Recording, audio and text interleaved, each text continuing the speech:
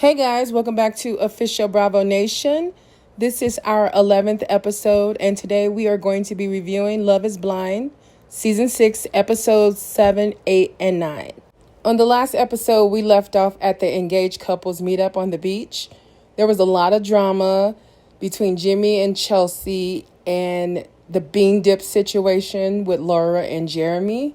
We still have our 5 engaged couples. We have Kenneth and Brittany, Laura and Jeremy, Jimmy and Chelsea, Adi and Clay, and Amy and Johnny. I'm just going to go couple by couple. And the first couple I want to talk about is Laura and Jeremy.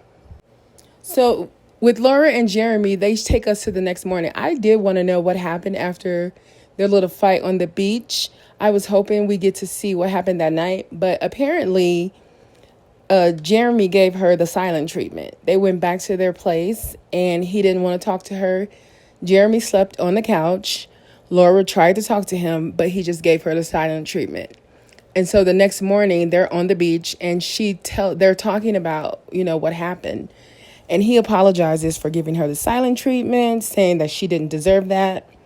And she also said that she told him the bean dip thing with AD and that it was in confidence, but she never expected him to bring it up to AD or bring it up to anyone else for that matter.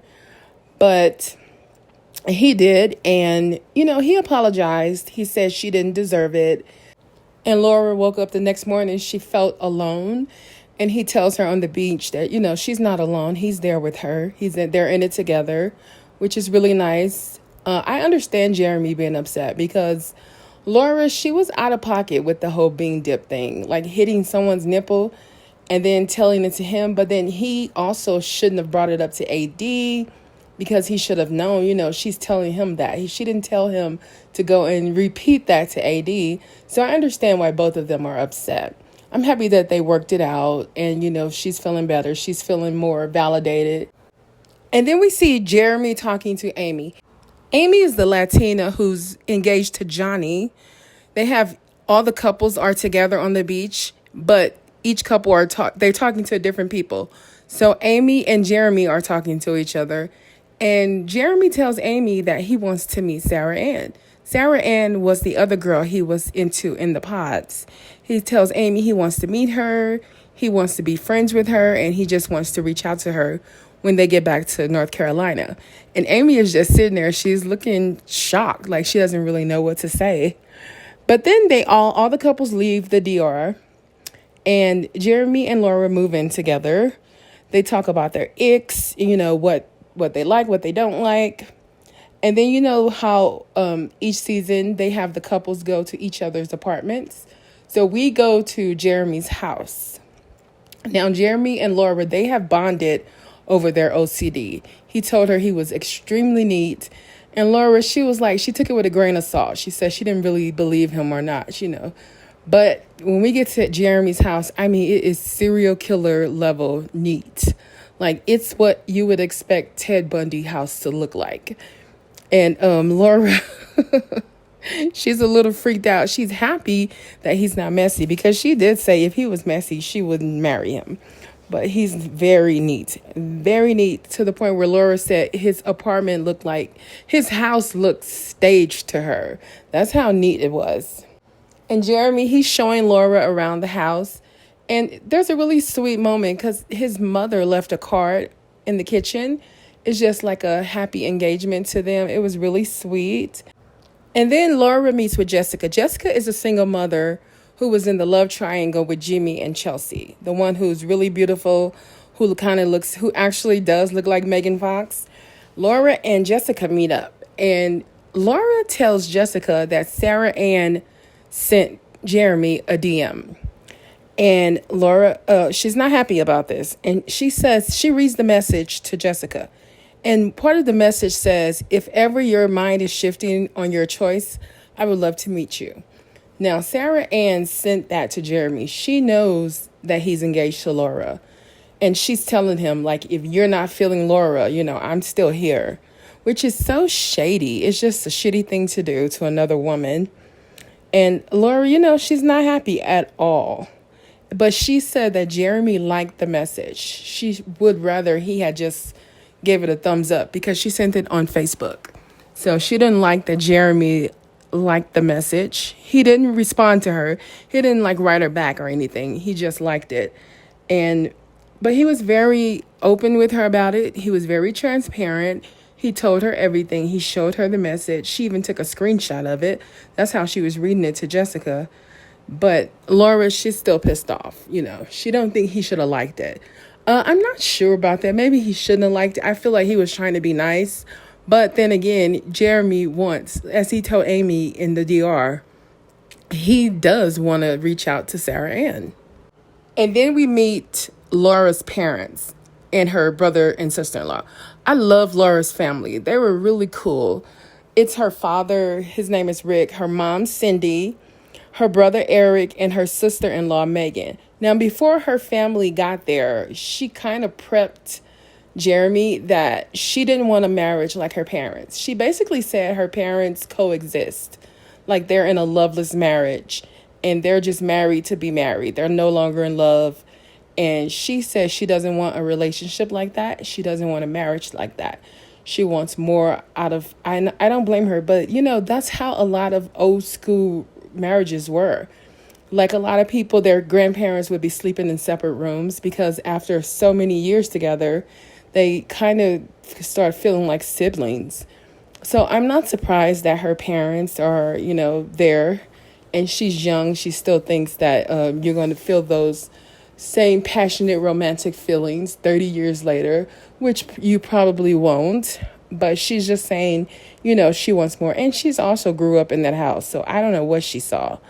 But she preps him and tells him she wants more out of a relationship. But her family comes in. We meet them. Her family is really cool. I really like her family. Her sister-in-law is Megan, and she was trying to help Jeremy out. Now, what I gathered from her family, Laura is a lot.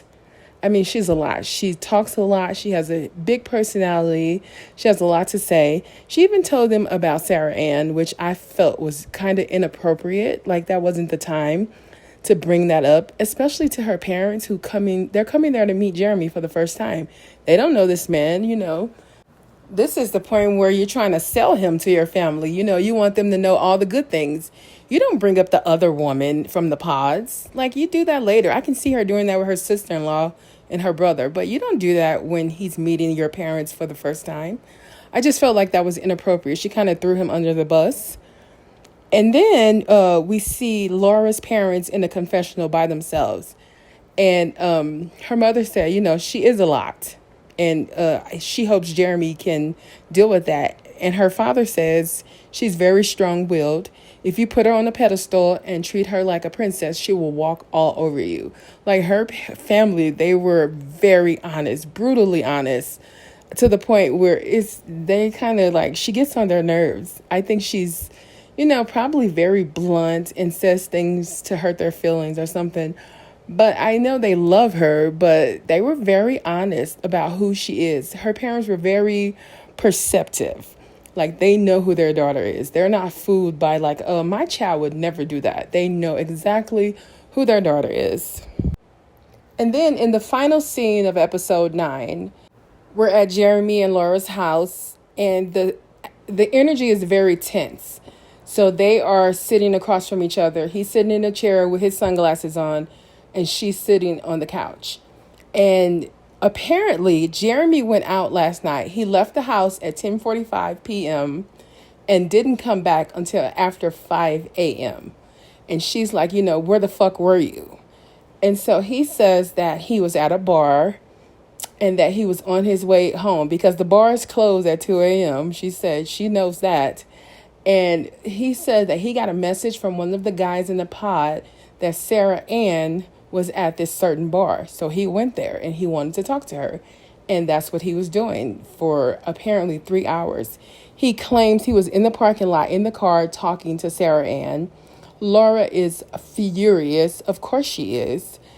And they're sitting on the couch. He's like, I'm not lying to you about it. He's very cold about it. And Laura is furious, of course, to the point where she says she doesn't even want to meet his mother because she doesn't want to fake it in front of his mother and pretend like everything's good when everything clearly isn't. And it ends with he does apologize, and she's like, you know what? She's not feeling the apology, and she gets up and she leaves. She's like, I'm done. I want out of this. And then that's where the episode ends. And so we won't know what happens until next week with Laura and Jeremy. But now we're going to move to another couple, Kenneth and Brittany. Kenneth is a 25-year-old black man. He's the principal. Brittany is the white woman. She's also 25. And last week, I talked about them, how they were like the couple I thought would make it to the end. I thought they would get to the altar. Both would say yes. And it is so heartbreaking what happens to their love story. It's so sad. So after the engaged couples meet up on the beach, we go back to Kenneth and Brittany's room, and they are talking about that race conversation that he had with AD. And AD was asking him, is Brittany ready to raise biracial children? And, what did she feel about their interracial coupleness and what, society would think? I personally don't think that conversation is necessary in 2024, but Brittany said she was fine with that as long as there was no ill intent. She didn't mind it. And Kenneth said, no, AD didn't have any ill intent. I don't think AD had any ill intent either. I think she was looking out for him, but I also think that conversation isn't really necessary. There's a lot of biracial people in the world, a lot of multiracial people in this country, a lot of interracial couples. I just feel like we're past that. And we need to move on from that conversation. Just my opinion. I'm also not in an interracial relationship, and I'm not biracial. So maybe I should shut the fuck up, or maybe we should move on from that conversation. Kenneth also says that, when he gets back home, some of his homies are going to have something to say about it. And I found that very immature. I don't care what your friends has to say about our relationship. Why are you worried about what other people think? But it says a lot because this man is 25 years old. And I don't think a 25-year-old in the year 2024 should be thinking about getting married. And you can just see the immaturity. There just seems, even though she's 24, he's 25, you can see the maturity difference. And I think that he needs another 10 years before he should think about marriage. But the next day, Brittany and Kenneth, they go out on the ocean. They're on the boat, and it's so awkward. Their silence is loud. They don't have anything to talk about. He doesn't want to talk to her. She's trying to talk to him, and it's just really weird and awkward. And it wasn't like that before.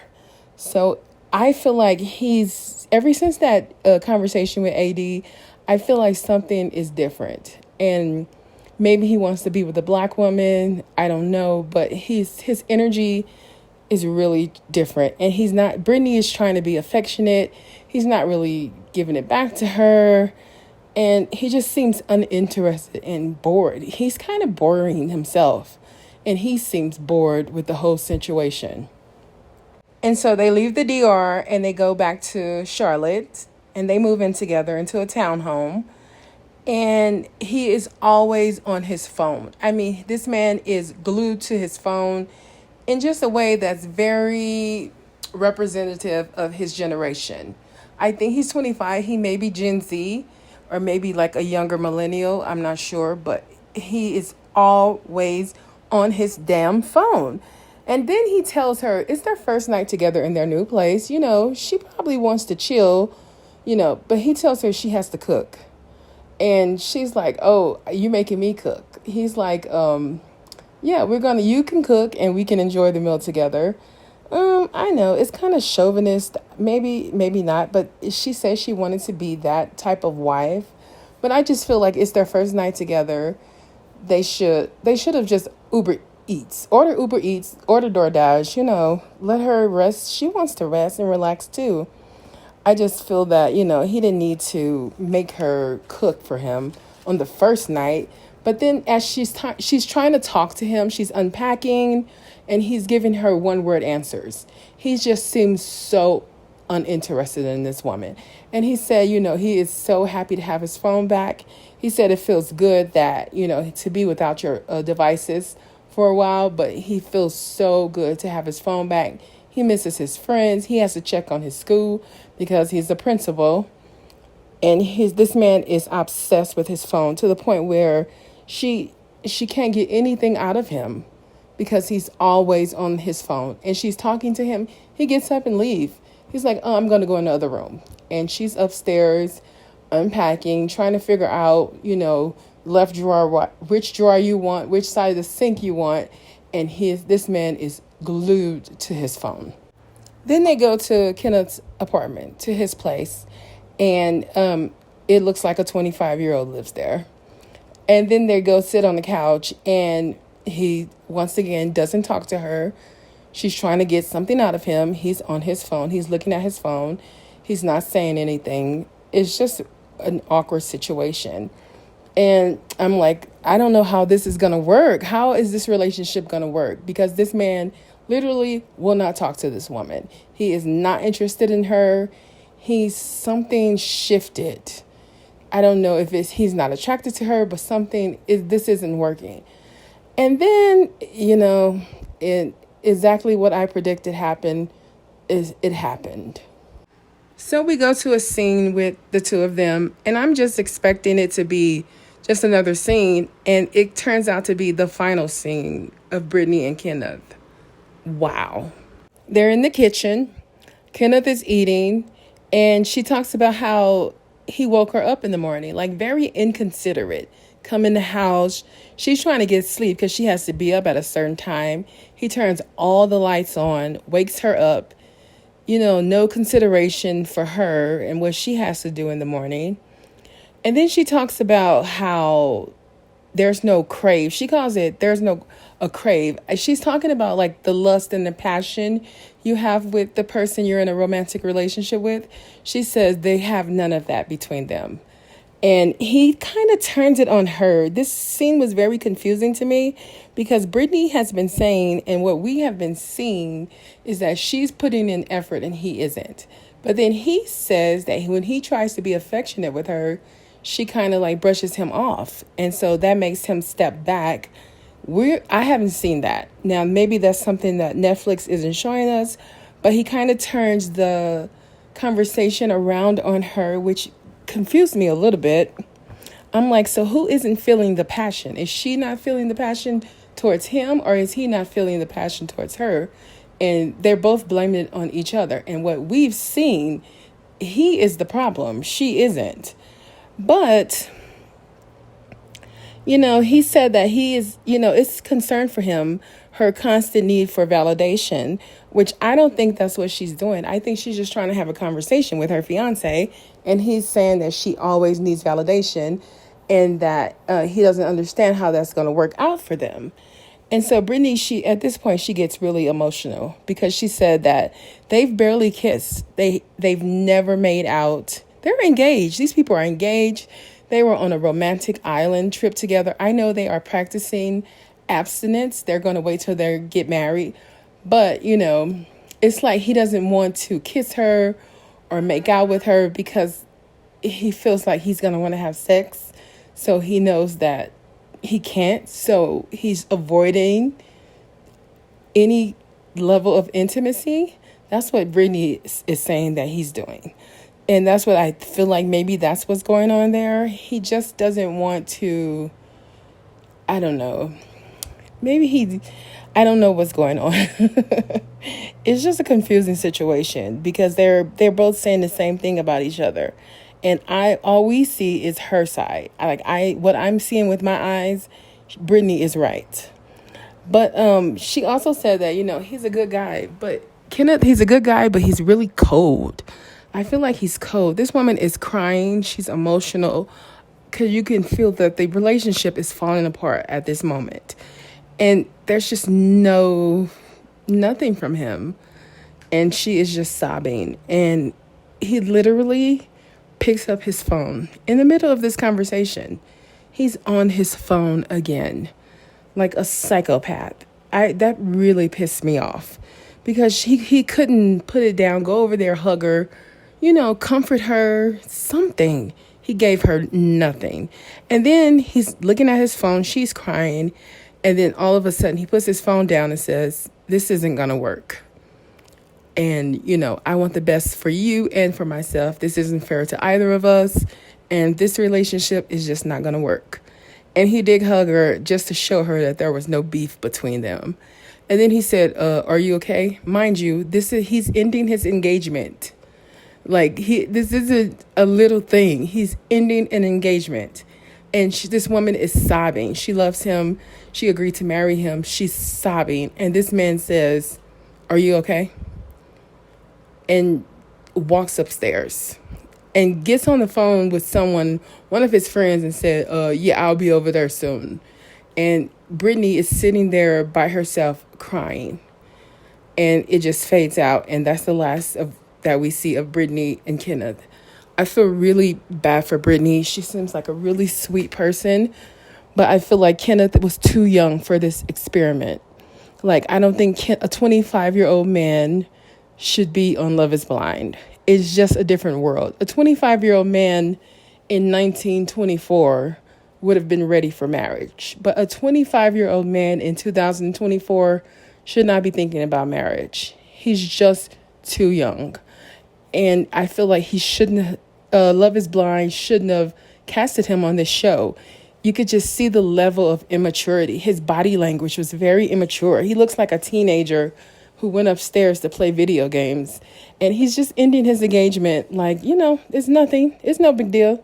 It is what it is. And I just feel so sorry for Brittany. I really hope she finds the person, her person, and finds her happy ending. And that was the last of Kenneth and Brittany. So now we go to Johnny and Amy. Johnny and Amy are the couple. They were the other couple who I thought were, solid. They were good. Amy is the Latina. Johnny is the redhead. And he's the white guy. She's Latina. And they seem to be getting along so great. But they do have two huge issues. There's not a lot going on with Johnny and Amy. But one of the issues with her is her father. She is very concerned about her father giving them his blessing for the wedding. And, she comes from a traditional Latino family. And I guess that's a really important thing, whether or not her father supports them. So she said she didn't see herself actually going through with the marriage if her father wasn't supportive. The other issue they have is Johnny does not want children. I'm talking about this man, he does not want kids. And Amy, she's not on birth control. She's not on any form of birth control. She says she's anemic. She doesn't want the hormonal effects of like the birth control pill. She could get an IUD, but she doesn't want that. She doesn't want to alter her hormones because it's scary. I agree with her. That is kind of scary. And she feels that she already has other medical issues and she doesn't want to, she didn't want to do that.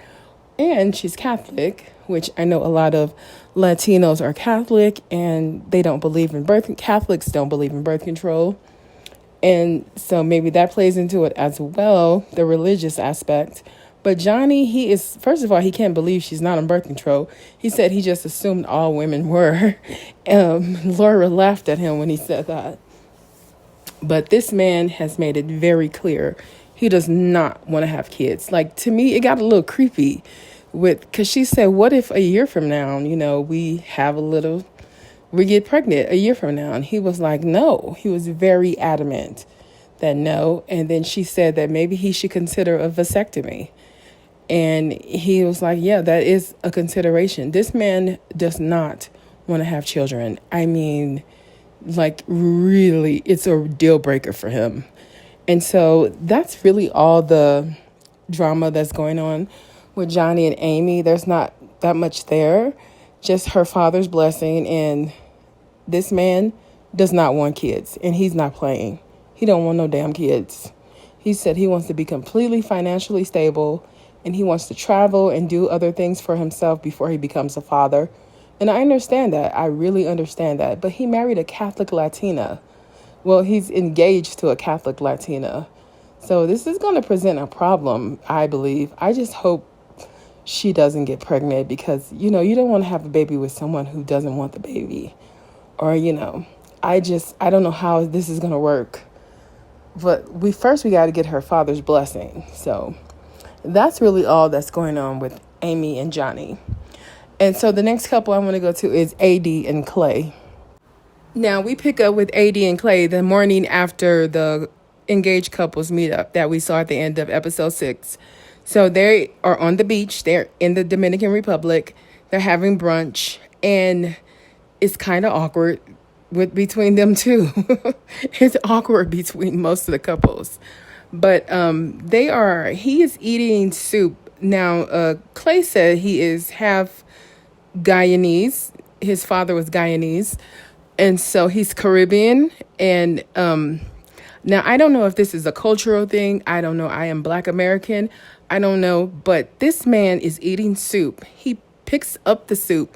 He removes the spoon out of the soup bowl and picks up the soup and drinks the soup out of the bowl like a damn heathen. I mean, and AD, her eyes are blinking. She can't believe what she's seeing. And then he's obsessing over her ring, and then he's stacking all the dishes, and he's like, I just want to sit here and enjoy the water. And then he turns and looks out at the ocean, and she's just sitting there staring back at him. It is so awkward. Awkward. I do not want this couple to get married. I don't want, I know it's not right to root against a love story, but this is one love story I hope falls apart, because this man, I just don't believe him. I don't believe what he's saying. She doesn't seem convinced, and AD is very intelligent, very emotionally intelligent. And I feel like she feels what we're feeling, what the audience is feeling. Like, Clay is full of shit. He is full of shit. I just don't believe what he's saying. And this obsession he has with her ring, like, he's like, I did good. Like, Clay, we all know you didn't pay for that ring. Netflix paid for that ring. You did not. So what are you obsessing over? He's trying to see how much he gonna get for that ring when he pawns it, when their engagement falls apart. So at the couples meetup the next morning, Jimmy and Jeremy, they both talk to AD. Jeremy apologizes for the whole bean dip thing, because he didn't do anything wrong. He told her what Laura said, but he didn't actually do it. Laura was the one who hit her nipple. But Jeremy apologized for the whole thing, and she was cool. She's such a cool chick. And then Jimmy said that their little thing happened when he was looking at her ass. He said that was the catalyst for him and Chelsea, for their relationship moving to another level. So AD was like, I'm happy that my ass was able to fix your relationship. But yes, that's what happened on the beach. So they get back to Charlotte, they move in together, and they go see Clay's house. Now, Clay and AD have this conversation about his father and infidelity. He said that his father and his mother were married for 25 years, and they got a divorce. And the whole time that his father and his mother were married, his father was cheating. His father would take him on what Clay calls infidelity trips that he never told his mother about. So he's saying that he has never seen a faithful Black man in a relationship. And he doesn't know, I feel like he's prepping AD for when he cheats in the future. Like, this is how you know he's not madly in love, because he's already planning on cheating on her. That's what I believe. He's trying to let her know that, he doesn't know how to be faithful because his father didn't know how to be faithful. And then this fool says that he looks up to Will Smith and P. Diddy. P. Diddy and Will Smith. Like, really, come on. As far as relationships go, P. Diddy and Will Smith, absolutely not. Absolutely not. And soon as he said he looks up to celebrities, I was like, AD, please leave. Please just leave. Just go get your shit and go home. Leave this fool this is an actual grown man who uses celebrities as some people to look up to. No. Will Smith and Jada's marriage is a disaster. And Diddy, I mean, really, P. Diddy, like, come on. Ugh. I wanted AD to get up and leave right then and there. But she's sitting there saying, yes, she seems pleased with what he's saying. Ugh, I don't understand why she is still there. I really want her to end this relationship because she can do so much better. I don't understand it. I wish she had a little more self-esteem because that's the only reason she's still there. I don't understand why she's still there. This man is full of shit. And then Clay and AD go and meet Clay's mother and his sister. And they go to a little cafe and they talk about their day. They talk about their work. What do you do? What did you do today? And then his mother asked AD, how does she feel about his work schedule? And AD says she doesn't really like it because he doesn't come home sometimes. This is just red flag after red flag. And then they kind of get into it about him not coming home. And he's saying she needs to be flexible because of his business and that he comes home 5 out of 7 days out of the week and that she should be more understanding. And his mother tells them that they both need to give each other grace. His mother, her marriage failed after 25 years, but she says she had a good run and she's 59 years old and she can speak about it. And that if someone is important to you, you'll make the time and they need to give each other grace. And that's pretty much all that we see of Clay and AD. And I don't want them together. I know I keep saying it. I just want more for AD. I feel like she deserves more. And Clay is just not it. Clay is full of shit. Full of shit. I believe he just wants to be famous. And he is so in love with himself. And he is already planning on cheating on her. So he's prepping her before the marriage. I like her. I love her. But, I feel like I can do better. That's what I believe he believes. And so I just hope that in the upcoming episodes, AD just wakes up and see that she deserves better. She deserves so much better. But the final couple I want to talk about is the hot mess of the hot messes. Jimmy and Chelsea, aka not Megan Fox. So we pick up with Jimmy and Chelsea in their suite. They were having a fight at the end of episode 6. And we pick up where Jimmy is apologizing to Chelsea. She's crying. They say sorry to each other and they're hugging. And so they make up. So we don't see them again until the next morning when all the couples meet up. So Chelsea, she's talking to Laura and AD and they're having girl talk. And she's saying that her and Jimmy had sex last night and that their fight led to, the fight was the catalyst for them having sex. And, she's feeling good about their relationship now. So nothing really happens between them while we're in the Dominican Republic. But when we go back to Charlotte, all hell breaks loose. Okay, so they move in together and then they go see each other's places. Chelsea has a roommate who is really annoying to Jimmy. He's like, there's no way I can live here with her roommate. And then they go see Jimmy's place, which is really nice, but it's really small. It's a studio. And so he tells her that they are going to have to move in there and that when he's doing his job, he's on his meetings, she's going to have to leave the apartment, which is like, oh my gosh, she has to leave the apartment every day while he's working because there's just not enough space, I guess. But then fast forward, we're at Jimmy and Chelsea's house. They moved into their townhome and her friends come over and we meet her friends. It's her 3 girlfriends, Catherine, Jenna, and Morgan. So they have girl talk. They have champagne. They go out on the balcony and they talk. And she tells them that, everything is going good, but he hasn't kissed her that morning. And they're like, what's up? And she tells them that she tells him the story about Jessica. And apparently, while they were in the DR, Jeremy showed Jimmy a picture of Jessica. They went to her social media page and Jimmy saw Jessica for the first time. And apparently he was blown away, like everybody knew he would be. And he had a reaction. And Chelsea is like, he's been acting different. And she tells her girlfriends about Trevor and how she was going back and forth between the two of them. But then Jimmy comes down, he meets her girlfriends. They talk, they chat, and they ask him about himself. And he tells them that she told him that she looks like Megan Fox. But then she also says that people tell her she looks like Carrie Underwood.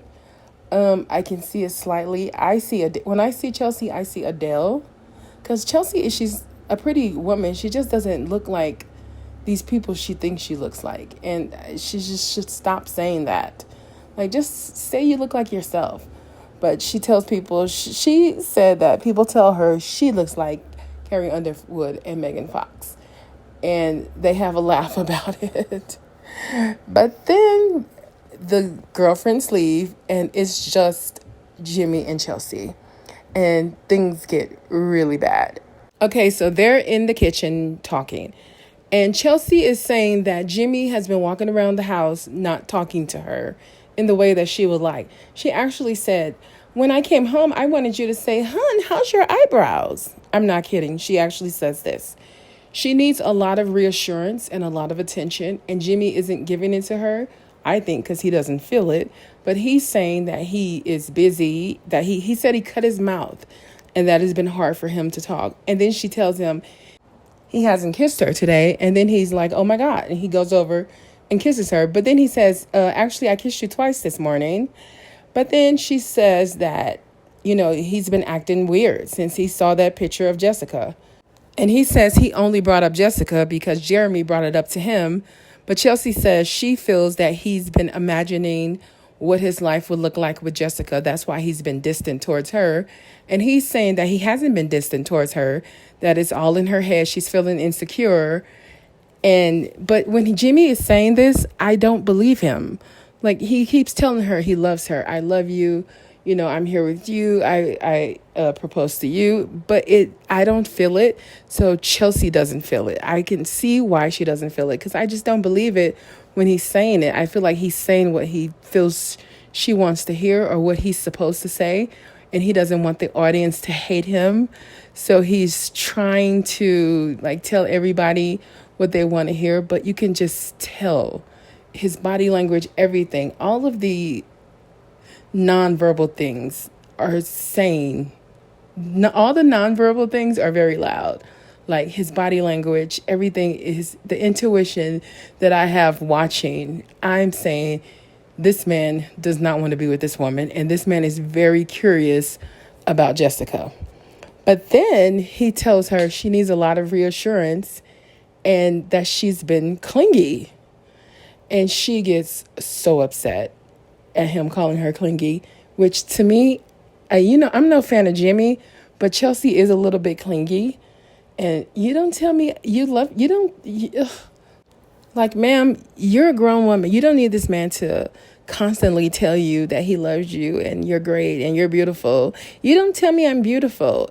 I can feel his annoyance through the screen. And I'm no Jimmy fan, but I agree with him. I feel bad for him in this scenario, only in this scenario. And then she blows up. I watched your fucking show. I cooked for you. And then I went upstairs and had sex with you. And then he said, well, you're the one who wanted to have sex. And I could use a break from that also. And that's very humiliating. I felt bad for her when he said that. And that's when she was done. And she was like, I'm leaving. And instead of making her leave, he left. But I do feel bad for Chelsea because she's like, you don't tell me you love me. And that ever since he saw Jessica's picture, he's been acting weird. And I believe that's true. I also believe that two things can be true at the same time. Like Jimmy he is interested in Jessica. And I believe that when he saw how beautiful she was, something probably did change. But also Chelsea is clingy. She's annoying. She needs a lot of reassurance. And he's probably like, ugh, that's a lot, especially with someone he really doesn't want to be with. So I feel bad for both of them in this situation because I think that they should just end their engagement. I feel like they're both like hanging on to a lie. Like Chelsea knows that Jimmy doesn't really want to be with her, but she knows she turned down Trevor. She's like, what if I'm going to end up with no one? He knows that he really wants to be with Jessica, but he knows that the audience will hate him if he switches up women in the middle of this experiment. So he's pretending that he wants to marry her. She's pretending, and it's just a disaster. And then we go back to the scene where Laura and Jessica meet up at the bar. Jessica said that Jimmy sent her a friend request. She didn't respond. And then when she went back, he unsent the request and then made his page private. Like, what are you doing, playing games? So she said he's clearly thinking about her, and that she would be, she asked Laura, do you think him and Chelsea are in love? And Laura says she thinks they are, but Jessica says she is interested in meeting him, at least talking to him. But Jessica, I like Jessica, but she's very arrogant. She's like talking to the camera and she's like, there's a line between confidence and arrogance. And she is really, it's like she's tipped over the line to arrogance. She mentions again about how good she looks, how beautiful she is, which she is. And of course, it's nice to have that love for yourself and confidence in yourself. But when you do it so blatantly, I think that it's insecurity. I feel like that. She knows she's pretty, but she's so insecure. And so now her confidence to me is coming off as insecurity because she's being arrogant about it. And she's like, even her daughter said, he's not in love with you. Like, is he well? Like, she just really thinks a lot about herself. At least that's what she wants us to believe. But I know that it's just insecurity and she feels insecure about it. But yeah, she says she wants to meet up with Jimmy. But then we fast forward to the next morning and Jimmy and Chelsea, he comes back home. She is mad at him for leaving, but that's crazy because the only reason he left is so that she didn't have to, because she said she was leaving. So he left instead. But she was upset with him for leaving, and they make up and pretend that everything is fine. Then we go to a bar with Jimmy and Chelsea, and we meet Jimmy's two girlfriends, Maddie and Barbara. They meet Chelsea. They like her. Chelsea has a lot to say. She talks a lot, like a lot. She does most of the talking. She talks about how, she has no problem with him having girlfriends because all the guys she's dated, they all have had girlfriends also, and that she's good friends with her ex-boyfriend. But she also tells them that every guy she's ever dated has cheated on her with the girl who was his friend. So she says she is worried about that a little. I don't know. She talks too much. She's a hot mess.